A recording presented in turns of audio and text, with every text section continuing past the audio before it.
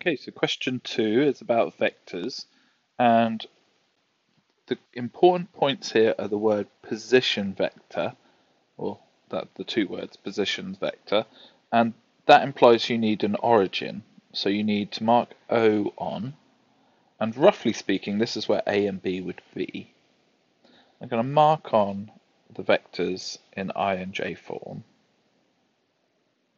And with those arrows going from O to A and B respectively, that will really help you when traveling from A to B and making sure you get the signs right. So we're going from A to O and O to B. Now from A to O, we are going the wrong way up a one-way street, so we need this negative. Without that negative, you're just going to get the wrong answer and no marks whatsoever. If we expand that negative into this bracket, we get a negative 3i, and we change the sign to a positive 7j. What remains is just to collect the terms for the i's and for the j's, and that's your answer. Looking at the mark scheme, you get a mark for attempting the correct idea.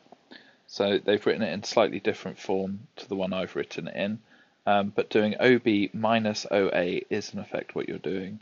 You come out with 5i and 10j, and that's a mark per line that you see on the board. Okay, so next, having found A and B, we're asked to find A, B with an arrow on the top and two straight lines on either side. That means the magnitude of the vector. So we're going to square each component and square root that. And that will give us the length of the vector AB. So going through the process of crunching out the numbers, we're going to arrive at the square root of 125, and simplifying, we get 5 root 5.